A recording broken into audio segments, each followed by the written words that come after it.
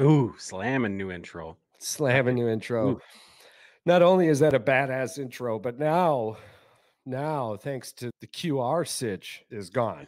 it's fixed. As we said in the very beginning, we have no idea where that QR code sent you. And apparently a few of you went out there anyways off on a journey. And I don't know. Might bring But you to a porno anywho, site, might bring you to a fucking gambling site. We don't know. we have no idea. The world is your Um, oyster. so we're coming up on the end of the month on this podcast. This is August 31st, 2023, Episode 44. 5:58 p.m. Central. Yes. What were you saying there? Episode 44. Episode 44.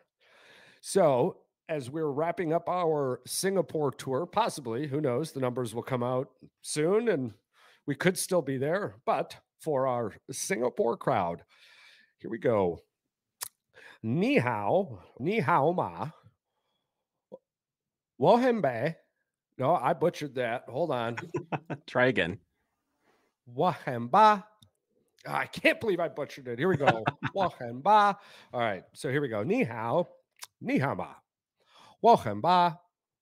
Goodbye. I'm so upset I butchered. I killed it at the pre-show 100 times. The pre-show gotcha. Wo hen ba, which means I am great. So there it is. There it is. And you know what? I'm going to do it again at the end of the show. We're going to recap that way even better. I wanted to get it out of the way in the beginning so I didn't screw it up. And I'm nailing it. And there it went, bro. There it went. Got it. Yeah. College football is upon us. Wo hen It ba. is. Oh my God. Yes. Yes. College football. College It has football. arrived. It has arrived. All right. So, before we get into this, I wanted to get your take on one thing. yeah. This whole Sam Hartman Notre Dame BS. The fact that I'm so they glad are you're bringing this up. Yes, I'm bringing it up because I follow a few Ohio State fans and a few Notre Dame fans, and they are like, even their fans are like, dude, pump the brakes. This shit's not. It's fucking Navy.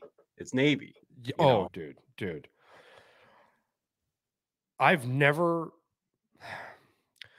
I used to live with a green weenie up my ass. Hard. Okay. Yeah. For those of you who don't know, I'm talking about the United States Army.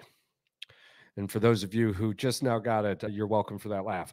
But anywho, I've never seen a green wiener slobbed on harder than what I'm seeing right now from Notre Dame. This is absolutely ludicrous. Yeah. They played Navy. And for one, the way they played Navy, they should be ashamed. They went out there and tried to make a fucking statement game week 1 against Navy. Yeah. They're going to play anyone with a fucking number next to their name. And I hope they get slammed on. That was an absolute turd showing. And as a Michigan fan, just watching the game, because we sat there at the bar and we had this was before the Brewer game. It was just getting done.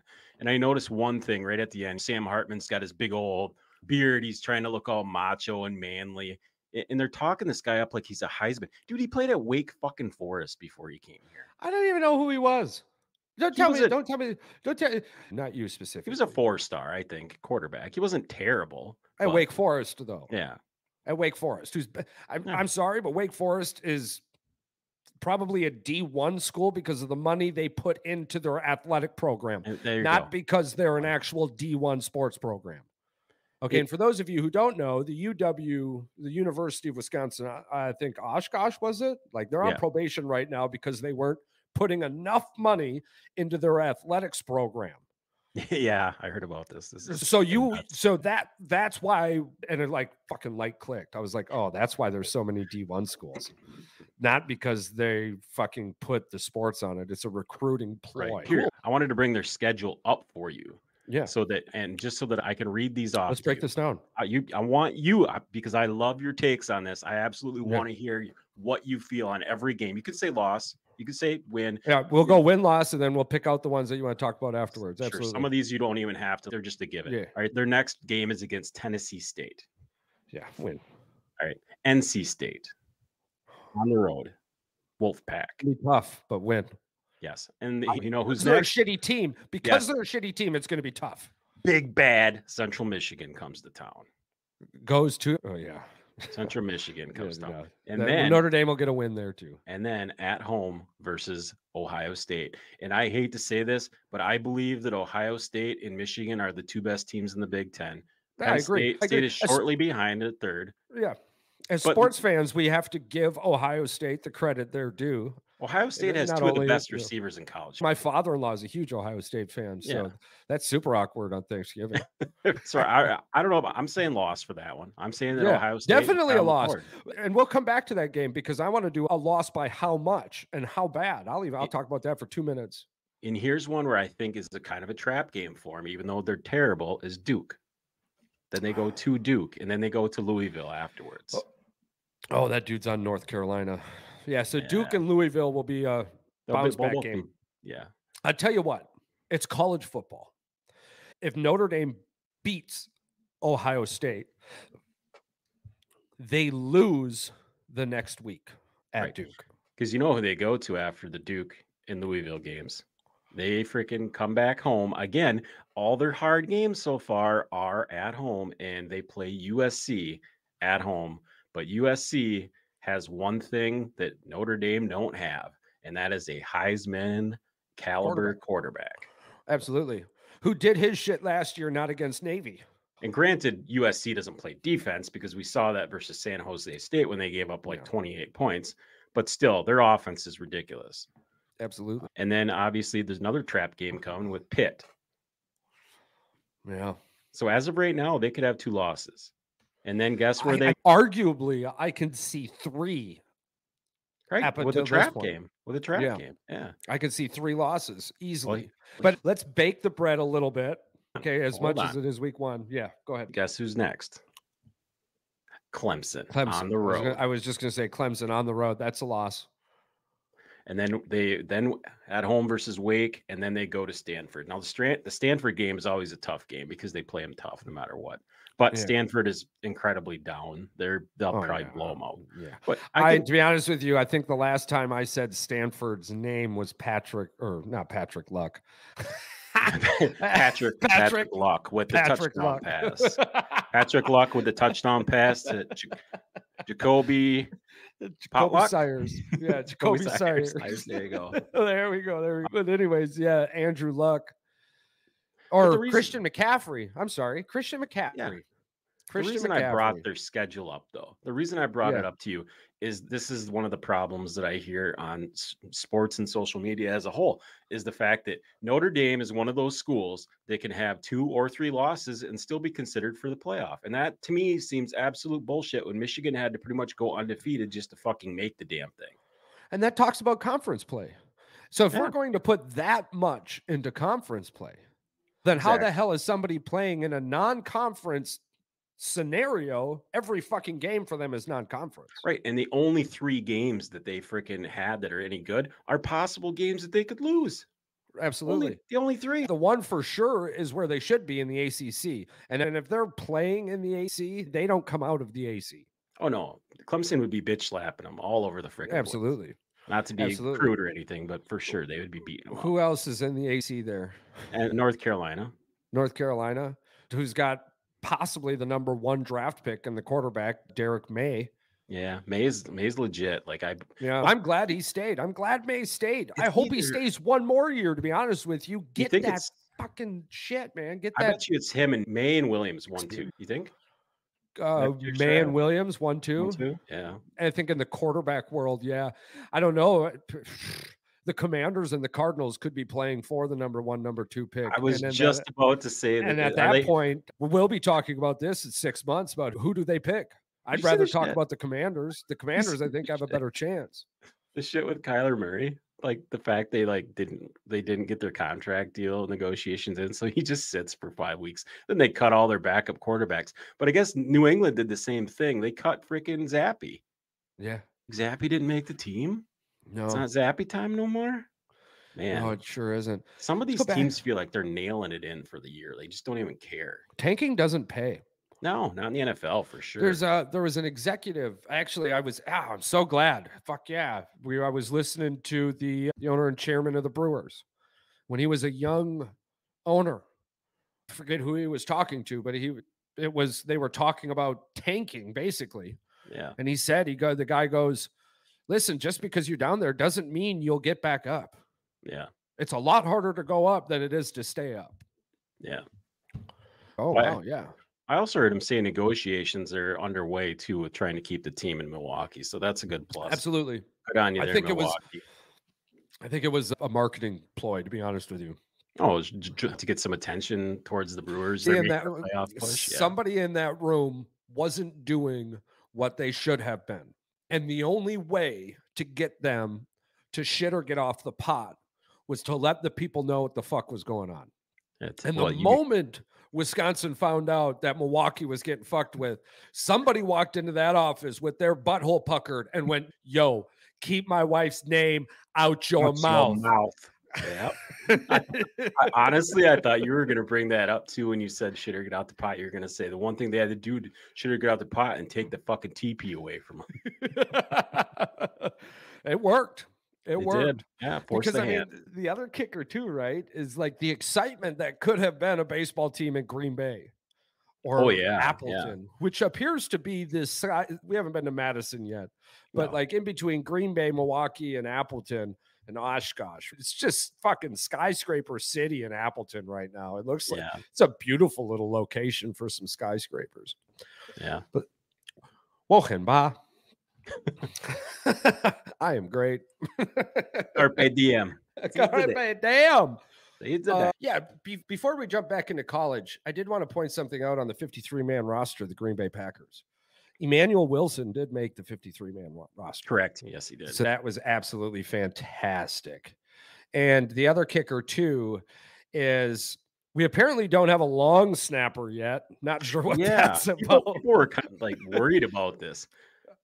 Matt Orzek is expected to be re-signed yesterday. Yeah. So I'm not sure if they did or not. As of August 29th, we were still without a long snapper. Did you talk much about the elephant in the room with your family about the fact that the Packers were secretly going after Jonathan Taylor in trade talks? I'm not sure what to think about that. AJ Dillon, it goes down like a ton of bricks. The guy he's never going to be that back. He's too big. He's never going to be that guy. Love him, but he's never going to be that guy. His jersey is right behind me. I can't agree or disagree with you right now. But you're telling me the choice between Jonathan Taylor and AJ Dillon, you can't is a no-brainer. Is a no-brainer. That's all I can say about it. It's a no-brainer. And honestly, what that means is like throughout the season, he's trade bait. For sure. Yeah. He's trade bait for the Packers. Oh, yeah. Mandy always said that. She goes, every time I buy a jersey, she goes, that player that gets traded or they leave the city. I just hung up my AJ Dillon jersey. And he does great things in Door County. I don't know, man. I don't believe that they're going to get rid of him. We did just get rid of Pat O'Donnell, who was like the punter, the number one Green Bay, Wisconsin resident. Like him and his family were doing a lot there. So, you know, to talk about that for just a small moment, it's got to make you can't put personal into those decisions at all. Otherwise, you'd never be able to make that decision. It's a business, and people got to understand this too about your job. Your employer is always going to look out for the best interest of the employees when it benefits the company, not necessarily always benefits them. Now, you got to think about that same fact when it comes to a corporation or the NFL. The NFL has a players union for a reason, and that's to protect the players and the players' rights, just like we would a regular job. But here's the kicker. Like you said, it's a business. It's a business, and business things happen. And business things mean getting cut. They mean getting traded. Life moves on. People move on. Boo fucking who. Stop crying. It is what it is. I agree. I agree wholeheartedly, actually. And I don't know. I've always thought that I could be sitting in my armchair. I've always thought I could be in one of those administrative roles. Right. The moment you go on X or something, and oh boy, at a children's fucking museum, rocking out the tickets for every family that walks in or some shit, you're like, yeah, I can't trade this dude. And the reason, Charles, that they do that is at the end of the year, They want to be having one of these. Yeah. They want one of these. One of those. Yeah. Oh, man. That's going to be so exciting. Almost got that fucker stuck on my finger. So I have to get that thing resized. let's triple back here to some college football. I want to bring up Colorado versus TCU. Yeah, that was just on here, and I just picked it out. The fact they're 21-point underdogs to TCU. It's crazy. Boom. We told you this. It's crazy. Fucking told you this. We told you that Colorado was going to get their ass handed to them by any team that's legit. And then what is Deion bitching about? He's bitching about the fact that one of his offensive linemen didn't pass fucking qualifications to become transfer eligible or whatever. What a little bitch. That's all I can say about that. It's crazy to me that we're hearing so much about a 21-point underdog to a team that lost the only reason they were in the playoffs. In Max, their quarterback, wide receiver, I think an offensive lineman. Yeah, they knocked Michigan out of the football playoff. They kicked Michigan around for 3.5 quarters. Michigan woke up way too late. That game was so disgusting to see. It would have been a way better matchup against Georgia. I don't know. Same team that showed up first 3 quarters against. That's last year. This year, we're going to the top, baby. Yeah. Win or go home. But it's very frustrating to me how much coverage Colorado is getting just because it's Deion Sanders. Because it's Deion, correct. Why, though? Who is Deion Sanders? And listen, I get it. Deion Sanders played football. Primetime, baby. Primetime. Really? Do you remember Deion Sanders' primetime football for the Sega Genesis? How terrible that fucking football game was. Yeah. It was awful. If anybody that ever played it, it was awful. Agree with me, disagree. I thought it was awful. But outside of playing football really well, okay, now he's got a small resume at a historical Black college university. I think, right, and he did great things for them. And he did great things for them. Absolutely. And in that scenario, there isn't a lot of talent in that pool. And I'm not saying anything negative, but all right, come on, let's be realistic. How much have you heard about the HBCU until Ed Reed and Deion Sanders did it? And I love what they're doing and that it's brought our attention to it. Yes. But the talent pool isn't that of the D1, SEC, Big 10, Pac-12, even ACC. Okay, and that's what I'm talking about. Like I said, I stopped putting him on a pedestal. Yeah. Anybody that could play football great, Deion was going to go to their fucking house and they were going to go play at that college. And that's why he did what he did. Now, fast forward to the NCAA. This is not the same fucking scenario. You have Deion Sanders and Nick Saban sitting in your living room. Who are you going to play for?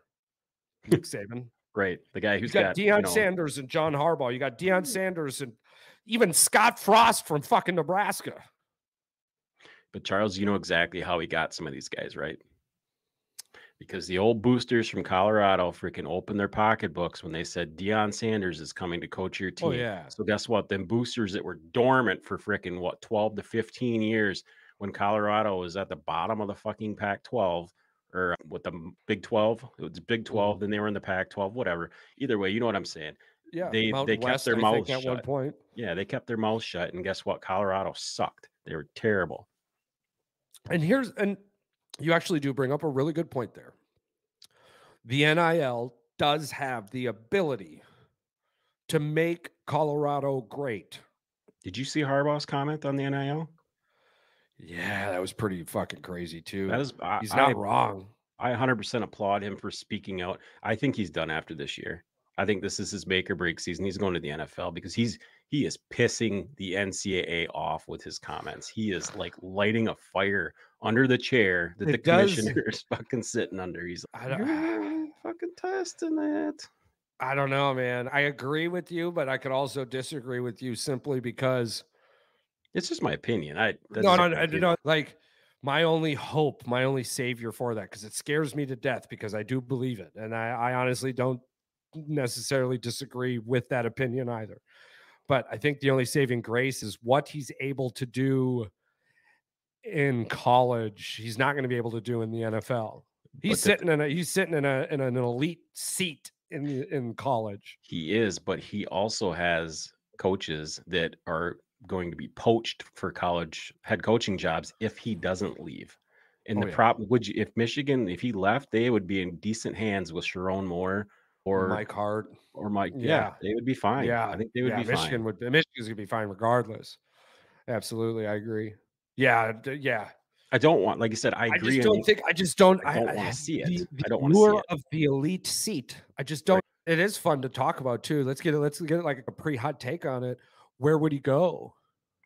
Coaching jobs that are going to be available are probably going to be like, does he go with JJ McCarthy?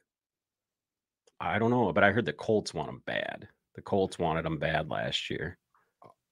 Oh yeah, Indianapolis. Yeah, they wanted him bad. Anthony Richardson. Yep. Harbaugh's a quarterback whisperer, man. Yeah. We'll see. That would turn all of my rookie cards into gold immediately. I would not be upset. I was just talking to Adam the other day, and I was like, Charles, I just want to put this out there for everybody from the podcast that is in our draft. I took a big shit on that draft board, and holy crap, I just looked at my team the other day, and I'm like, I fucked up. I missed out on 3 really good players because I was eyeballing the bye weeks, and I was trying to figure out the best way to put them in there. Whatever. Hopefully they perform. It did surprise the shit out of me, dude. Your number 3 pick we'll see with all Nicky Chubb there. Yeah. I bet you he's going to lead I bet you he leads the league in rushing this year because they got nothing. They got honestly, Jonathan Taylor going in like the 4th or 5th round fucking blew my mind too. Jonathan Taylor can't play until the 5th game of the season. He has to sit out 4 games. He has to at least sit out, because of the pup list. Yeah, so you're screwed. So there's a huge scenario behind that also because he's on the pup list right now because of his back injury. The Colts may just not take him off of it because of the entire scenario of things and not pay the fucking dude and let him go to free agency next year. Just eat that $8 million or $10 million or whatever they owe him, like whatever. Because he's on the pup list and because he's on the physically unable to perform, and that injury is caused by him working out at home.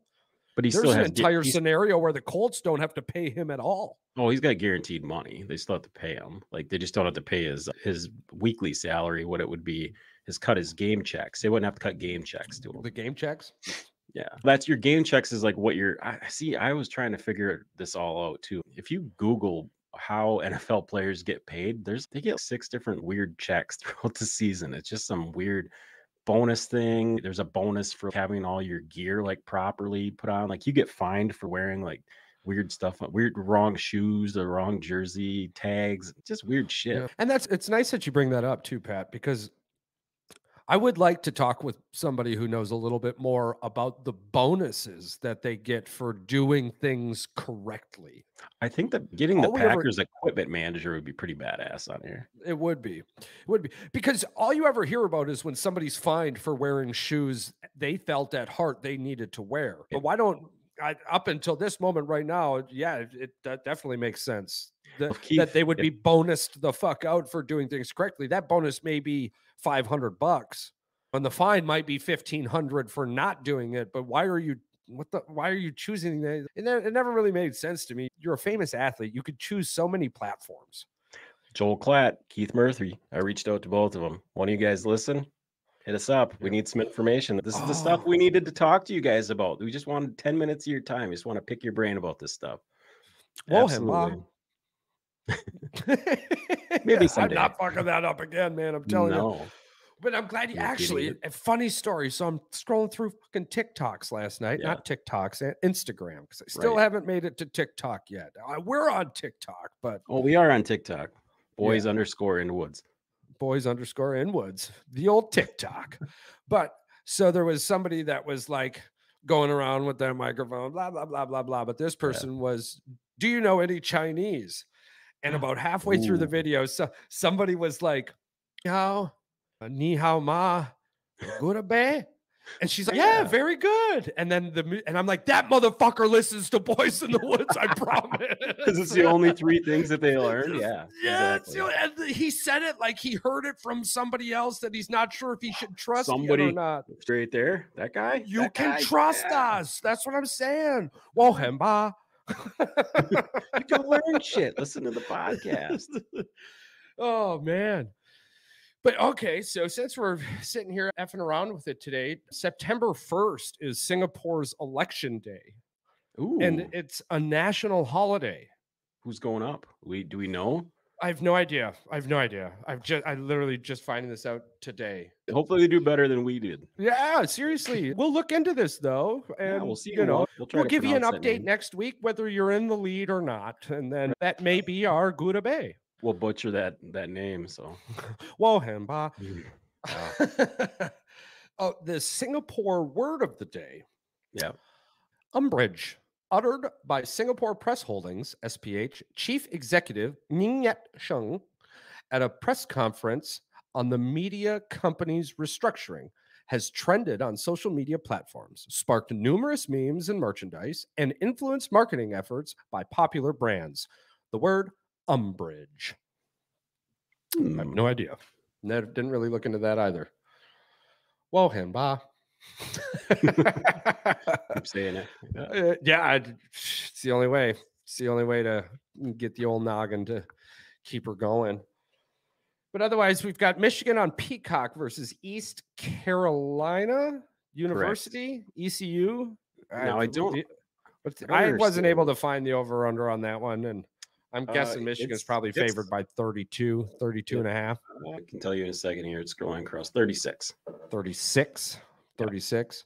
We do have three new coaches. The first game, what'd you say? Sharon Moore. Wow.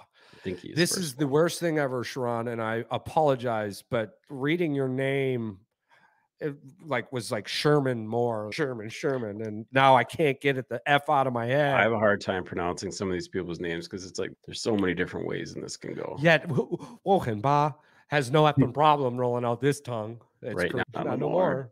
No, ni hao ma, Wohenba. People would think like this is a children's kindergarten show or something if they listen to us like in some other Chinese Arguably, I have ADHD, and it really pissed me off in the first 2 minutes that after saying it 100 times, I fucked it up on the 101st. That's all good. Welcome to life with ADHD and PTSD.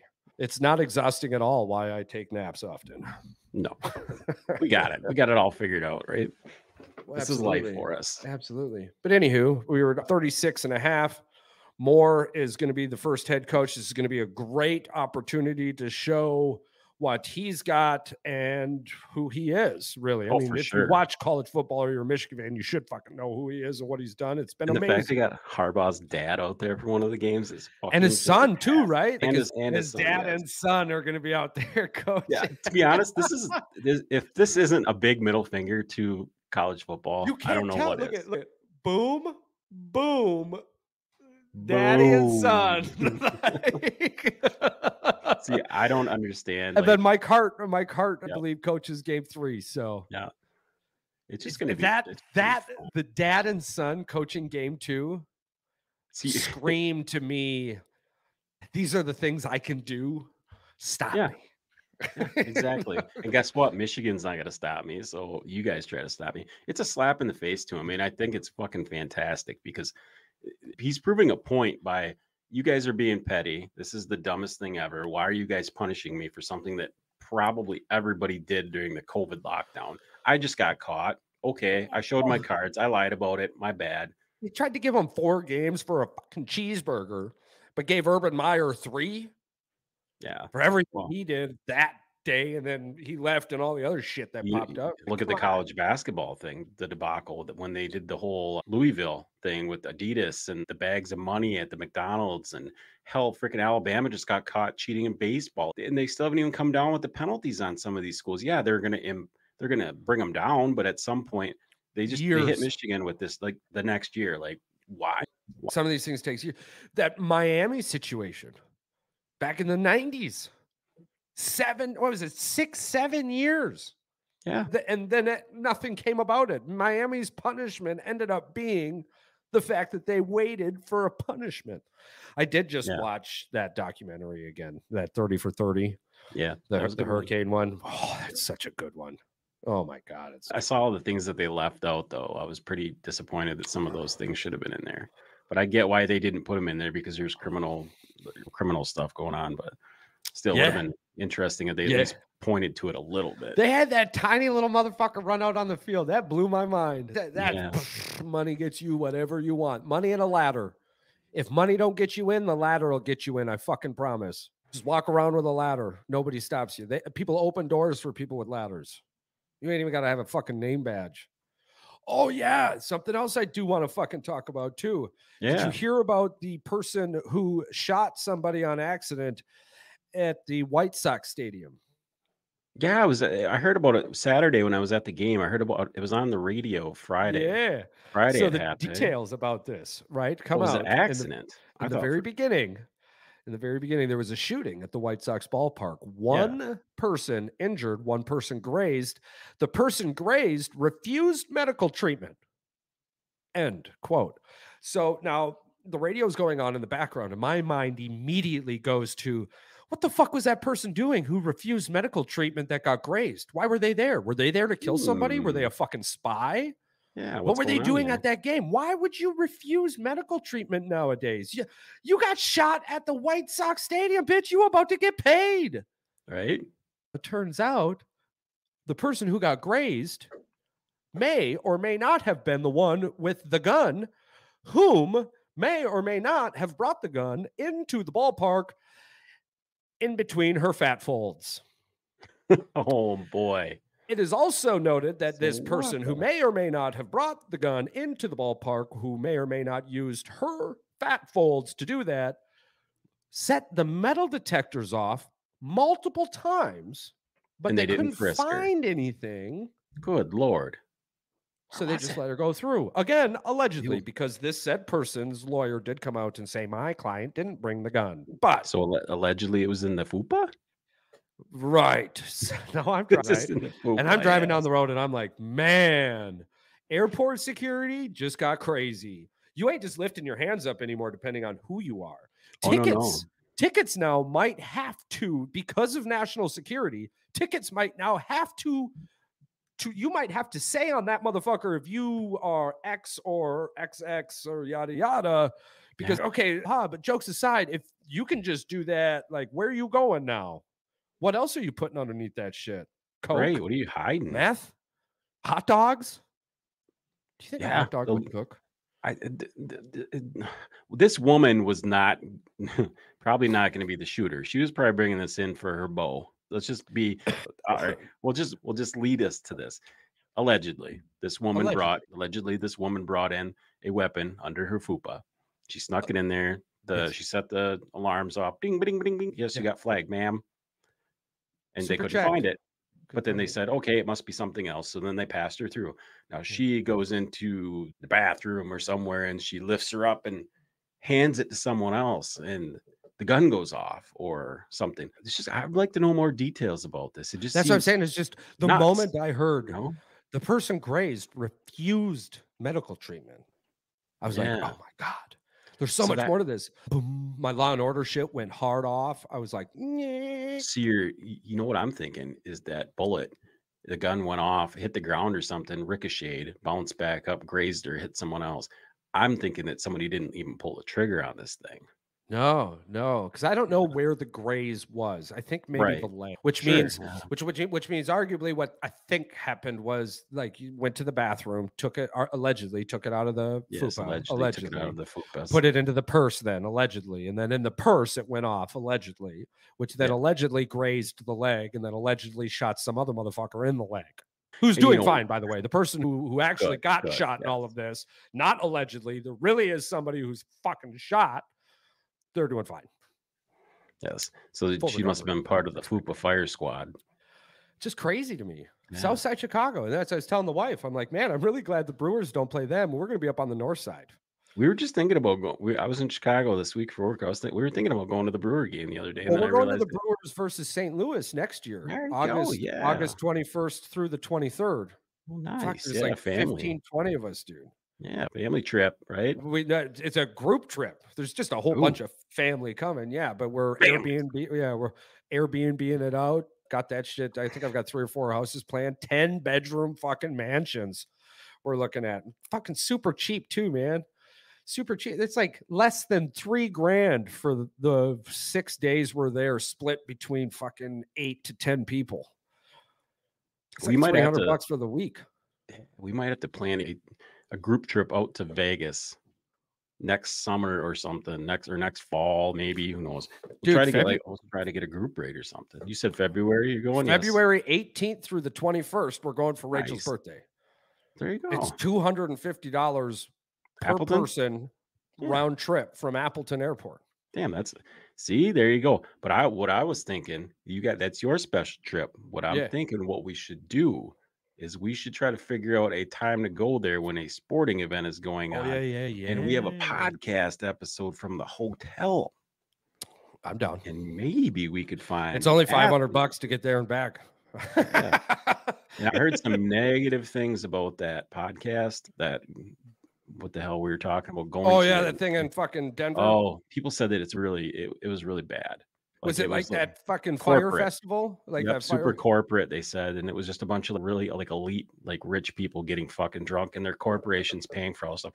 He goes, people wanted to go to these meetings, and it said they had like window drapes over like the blocking off the rooms where people having conversations. You could hear everything that the other person with the microphone was saying in the other one. They were talking over each other super loud, and you said it was just stupid.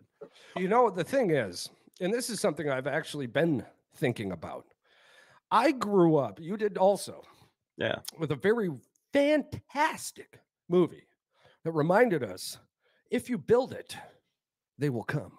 Yeah, we're building it. I'm thinking that with everyone we know, we got promoters that we know, we got comedians that we know, we got fucking podcast people now that we know, we've got guests out the wazoo from here to Timbuktu. We might have to look into this ourselves. Maybe start a Midwest podcast conference. Yeah, let's do it. An Upper Midwest podcast conference. I'd rather do it in the wintertime too. Oh, if you show up, you want to be there. I think we just, and then I can go sledding. We just rent out the Resch Center for a day. Yeah, we'll get veteran rates. Yeah. There you go.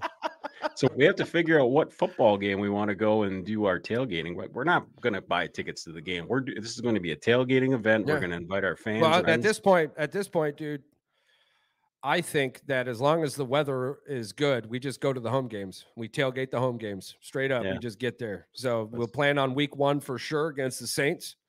if let me know if you can make that one. If not, we'll shoot for the moon. But yeah, week 1 versus the Saints. Aren't they on the road the first week? Yeah, week 2. Week 2 versus the Saints. I meant the first home game. Oh. Yeah, because we do play on the road to start off. We play against Chicago. We go down there to remind Chicago that kings change all the time. Okay, look at you had King Charles, you had King Charles the fucking second, the third. It goes and goes because kings change, but the kingdom doesn't, my friends. And we're about to remind you, we're the winners. Who the NFC North champs are, hopefully. Otherwise, this episode is going to come back to haunt me over and over again. I have a really good feeling that Jordan Love is going to be just fine. He's going to be just fine. I agree. Here's the kicker. He's got promise and composure and compassion. He's got the PC, baby. What else do you need?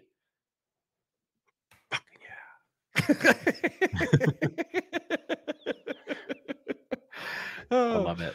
Time to show us that he actually has the PCC. We're about to wrap up time. We would just like to remind all of college football fans, 989 wins, 353 losses, 36 ties. The winningest football program of all time. Michigan football is back Saturday. East Carolina University, Peacock. Yeah. They're going to win.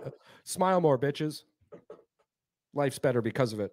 Pat, you got anything else you want to fucking throw down on this table, brother? You brought up some great fucking topics today, man. I love it when you get me hot and rolling, dude. I tried. It sounded weird, but whatever. We'll go out with our other intro or outro. Yeah, we'll do it. Yeah, we'll keep it. Fuck the QR code. Don't go to it, motherfuckers. No more QR codes. Stop going to the QR code. Do you even listen? No.